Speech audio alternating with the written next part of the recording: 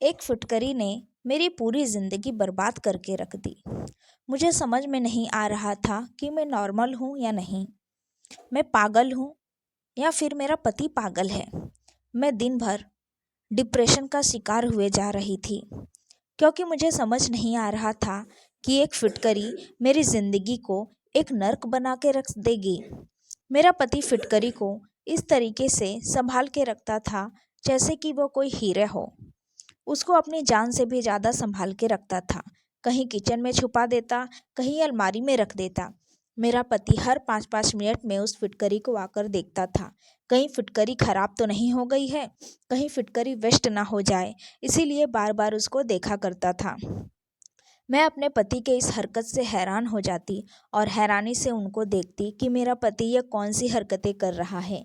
अजीबोगरीब सवाल मेरे मन में उत्पन्न होने लगे। मेरे पति जब भी बाथरूम में जाता, फिटकरी को अपने साथ ले जाता और 2-3 घंटे बाहर बाहर ही नहीं आता। मैं अपने पति के इस बर्ताव से मेरे सर दर्द फटा फटा जा रहा था। मुझे समझ में नहीं आ रहा था कि मैं क्या करूं। मेरा पति शादी की पहली रात भी इसी तरह बाथरूम में फिटकरी लेकर गया और घंटे बाहर नहीं आया। फिर मैं अपने पति की राह देखते देखते कब सो गई थी मुझे पता ही नहीं चला। लेकिन मैंने यह तय कर लिया था कि मैं अपने पति का राज जानकर ही रहूंगी। फिर मैंने एक दिन जब मेरा पति बाथरूम के अंदर फिटकरी लेकर गया, तब मैं चुपके से बाथरूम की खिड़की के उधर आ गई और एक टेबल लेकर उस पर चढ़ गई। बाथरूम के अंदर झांकने लगी। तब मैंने जो नज़ारा देखा, देखकर मेरे सर पर ऐसा लगा बम गिर गया हो। मेरे सर पर आसमान गिर पड़ा था, क्योंकि मेरा नाम रिया है और मैं पटना की रहने वाली हूँ। मम्मी पापा मुझे बहुत प्यार करते थे क्योंकि घर में मैं अकेली ही थी। मैं अपने मम्मी पापा की लाडली इकलौती बेटी थी। मेरी उम्र उस समय 10 साल थी। तब मेरे मम्मी पापा मेरे 10वीं सालगिरह पर हमने पिकनिक जाने का प्लान बनाया था। मेरे मम्मी पापा और मैं पिकनिक के लिए जा रहे थे, तभी अचानक रास्ते में हमारे कार का एक्सीडेंट हो गया। उस एक्सीडेंट में मेरे मम्मी पापा की मौके पर ही मौत हो गई और मैं बच गई, क्योंकि एक्सीडेंट की वजह से मैं कार से दूर गिरी थी। लेकिन इतना दूर गिरने के बाद मैं बच कैसे गई? आसपास के लोग सब बातें बना रहे थे कि यह लड़की कैसे बच गई। कहते हैं भगवान ने जिसकी जिंदगी लिख दी हो उससे कुछ भी नहीं हो सकता। वही मेरे साथ भी हुआ था। मेरे मम्मी पापा मुझे इस दुनिया में अनाथ छोड़कर चले गए। सब बातें कर रहे थे, अब यह लड़की किसके सहारे जिएगी। मेरे एक मामा है और मेरे मामा ने मुझे अपने घर में पनाह दी। मेरे मामा की एक बेटी और बेटा है। मेरे मामा ने बहुत लाड़ प्यार करते थे, लेकिन मेरी मामी अच्छी नहीं थी। मेरी मामी हमेशा मुझे घर का काम करवाती थी। वह अपने बेटियों को बचा हुआ खाना मुझे खाने के लिए देती थी। मेरे मामा जब घर पर नहीं होते थे तो मेरी मामी इस बात का फ़ायदा उठाकर मेरे से घर का सारा काम करवाती थी। मैं फटे फटे कपड़े पहनकर रहती थी। देखते ही देखते मैं अब जवान हो गई थी। मैं एक बहुत खूबसूरत हो गई थी। तब मेरी शादी की चिंता मेरी मामी को सताने लगी। मेरे लिए रिश्ते तो बहुत आने लगे, लेकिन मेरी मामी की लड़की थोड़ी सावली थी मेरे से, इसीलिए हर रिश्ते में मुझे ही पसंद किया जाता। मेरी मामी की लड़की को पसंद नहीं करते थे, इसीलिए मामी चिड़चिड़ी हो गई थी। वह मेरी शादी पहले करवाना चाहती थी ताकि उनकी बेटी की शादी हो सके और कोई मुझे न देखे। वह चाहती थी मेरी शादी ऐसे लड़के के साथ करवा दे और अपना पल्ला मुझसे छुड़ाना चाहती थी। फिर मेरी मामी एक रिश्ता लेकर आई और बोली कि यह लड़का अच्छा है, इससे शादी कर लो। मेरे पास भी कोई सहारा नहीं था। इस घर में मैं एक नौकरानी की जिंदगी जी रही थी। मैंने सोचा शादी हो जाएगी तो अपने पति के घर जाऊंगी और अपने पति की सेवा करूंगी। यहाँ पर भी तो मैं एक नौकरानी ही हूँ। फिर मैं शादी के लिए राजी हो गई। मामी ने बताया कि लड़का पढ़ा लिखा है और उसे तुम पसंद हो। मैंने भी कहा ठीक है। उस लड़के का नाम मामी ने बताया था कि कमलेश है। जब कमलेश और मेरी शादी हो गई, तब विदाई के समय मामी बैठकर मुझे कुछ समझा रही थी और मुझे बोल रही थी कि बेटा, शादी ब्याह के रिश्तों को ऐसे ही नहीं तोड़ते। किसी भी बात से अपने पति से अगर लड़ाई हो भी जाए तो तू मेरे घर पर मत आना। तलाक लेने के बारे में तो सोचना भी मत। अपने पति के साथ रहना, हमारे घर पर आने की कोई ज़रूरत नहीं है। मैं अपने मामी की इस बात सुनकर हैरान हो गई थी, क्योंकि अभी तो मेरी विदाई हो रही थी।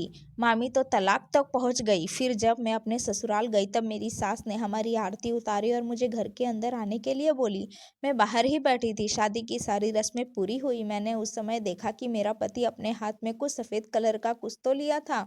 मैंने अपने पति के हाथ की तरफ देखा तो एक फिटकरी जैसे कुछ था। मैंने सोचा कि शादी के वक्त कोई हाथ में फिटकरी लेकर रखता है क्या। फिर मैं इस बात का ज़्यादा ध्यान नहीं दिया। शादी की सारी रस्में ख़त्म होने के बाद मैं एक कमरे में बैठी थी अपने पति का इंतजार करते हुए। फिर मैंने देखा मेरा पति उस समय भी अपने हाथ में फिटकरी लिए हुए था। वो अंदर आए और अंदर से दरवाजा बंद कर दिया और फिटकरी लेकर सीधा बाथरूम के अंदर घुस गए।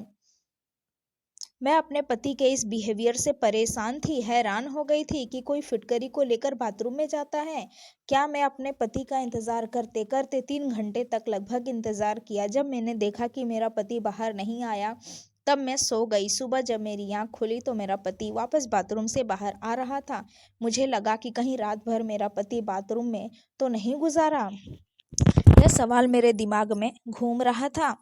फिर मैं पूछना चाही अपने पति से कि तुम रात भर इस बाथरूम में ही सो रहे थे क्या। मेरे पति ने कोई जवाब नहीं दिया और सीधा कमरे से बाहर चले गए। लेकिन यह सवाल मेरे दिमाग में चुभ रहा था। दर्द से मेरा सर फटा जा रहा था। समझ में नहीं आ रहा था कि मैं क्या करूं। मैं जब देखी कि मेरा पति फिटकरी को बहुत संभाल कर रखता है, उसके हाथों में फिटकरी हमेशा रहती है और जैसे ही रात होती है मेरा पति फिटकरी को लेकर बाथरूम में चला जाता है और घंटों घंटों तक बाहर नहीं आता। मैं अपने पति के बिहेवियर को लेकर परेशान थी। मैंने तय कर लिया था कि मैं रात जानकर ही रहूंगी। मेरा पति अंदर जाकर आखिर करता क्या है। एक रात मैंने तय कर लिया कि आज मैं पता लगा कर ही रहूंगी। फिर वही हुआ जो हर बार होता है। मेरा पति फिर से रात को एक फिटकरी लेकर बाथरूम के अंदर चला गया। मैं उसके बाद तुरंत एक टेबल लेकर आई और खिड़की के सहारे खड़ी हो गई और अंदर झांकने लगी। अंदर जो मैंने देखा नज़ारा देखा उसे देखकर मेरी आंखें फटी की फटी रह गई। मेरे सर पर तो मानो आसमान गिर पड़ा हो। मैं टेबल पर से गिरते गिरते बची। जैसे तैसे आकर मैं सोचने लगी कि मेरे साथ इतना बड़ा धोखा किया है। मैं अपने मामी की कही हुई बात याद करने लगी कि क्या मेरी मामी यह कह रही थी अपने पति से लड़ाई हो जाए तो हमारे घर पर मत आना। क्यों तलाक की बात तक पहुंच गई थी। यही वजह थी मामी के यह कहने की। मैं सब बातें सोच रही थी, कैसे इस इंसान ने धोखा दिया। इस इंसान की सच्चाई मैं दुनिया को बताऊंगी। जब मैं बेड पर बैठकर ये सारी बातें सोच रही थी तभी उसी वक्त रात के करीब 3 बज रहे थे। मेरे पति को गए हुए 2 घंटे हो गए थे, लेकिन मैं फिर भी जगी थी। मैंने तय कर लिया था आज मैं पूछ कर ही रहूंगी कि तुम ऐसा क्या करते हो, तुम नामर्द तो नहीं हो। फिर मेरे पति जब बाथरूम से बाहर आए तब मैंने उनका हाथ पकड़ लिया और उनसे पूछा कि आपने मुझे धोखा दिया है, आप शादी के लायक नहीं थे तो क्यों मुझसे शादी की, क्यों मेरी ज़िंदगी खराब की। फिर मेरे पति ने कहा मैंने ऐसा कुछ नहीं किया है, मैंने तुमको कोई धोखा नहीं दिया है। मैंने कहा झूठ ना बोलो, तुमने मुझे धोखा दिया है। तुम बाथरूम के अंदर फिटकरी को लेकर करते क्या हो, मैं अभी अभी देखा है कि तुम क्या कर रहे थे। मेरे पति ने कहा अरे बाबा यह फिटकरी यह तो दवा है मेरे लिए। यह फिटकरी मेरी जिंदगी है। इस कहानी के सहारे मैं ठीक हो रहा हूँ। फिर मैं अपने पति की तरफ हैरत से देखा और पूछी कि ठीक क्या हुआ ठीक। आपको मेरे पति ने कहा कि मुझे इन्फेक्शन हो गया है, मैं उस इन्फेक्शन को ठीक करने के लिए इस फिटकरी का इस्तेमाल करता हूँ। मैंने बहुत अपना इलाज करवाया लेकिन खुजली जाती ही नहीं है। तब एक वैद्य ने मुझे यह उपाय बताया है और मैं वह कर रहा हूँ। मैं बहुत से घरेलू नुस्खे भी आजमाए लेकिन कोई फर्क नहीं पड़ा। बस आखिरी उपाय यह भी कर रहा हूँ। मुझे धीरे धीरे इस बीमारी लग गई थी, इसको ठीक करने के लिए इस फिटकरी का इस्तेमाल कर रहा हूँ। यह बढ़ाने वाली बीमारी है, जिसको छुआ जाए उसको यह इन्फेक्शन हो जाता है।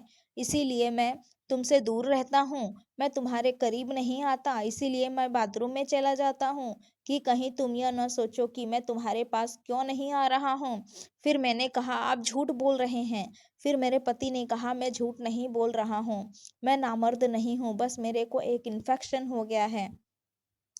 मैं उस इन्फेक्शन को दूर करने के लिए ही मैं तुमसे दूर रह रहा हूँ। वेद ने मुझे वादा किया है कि मैं पूरी तरीके से ठीक हो जाऊंगा और जब मैं ठीक हो जाऊंगा तब हम अपनी शादीशुदा जिंदगी को एक नए सिरे से शुरू करेंगे। तो दोस्तों, हमें किसी के बातों पर या उसके बर्ताव को देखकर शक मन में नहीं लाना चाहिए। हमें थोड़ी थोड़ी बातों पर शक कर लेते हैं, लेकिन बातों को अच्छे से समझते नहीं है, बस शक अपने मन में पैदा कर लेते हैं। अगर हमारे मन में शक आ भी गया है तो शक को पति पत्नी आपस में बैठकर बातें करें और अपने आप शक दूर हो जाएगा। शक को अपने दिमाग में रख कर इतना न बढ़ाओ कि रिश्ता टूटने की कगार पर आ जाए। दोस्तों, आपको ये कहानी कैसी लगी कमेंट में हमें ज़रूर बताएं। उम्मीद है दोस्तों आपको ये कहानी ज़रूर पसंद आई होगी। कहानी पसंद आई है तो वीडियो को लाइक और शेयर करना ना भूलें, और ऐसी ही मज़ेदार वीडियो के लिए हमारे चैनल को सब्सक्राइब करिए और नोटिफिकेशन बेल को ऑल कर दीजिए, ताकि आने वाली हर वीडियो की अपडेट सबसे पहले आपको मिले। थैंक्स फॉर वॉचिंग वीडियो दोस्तों।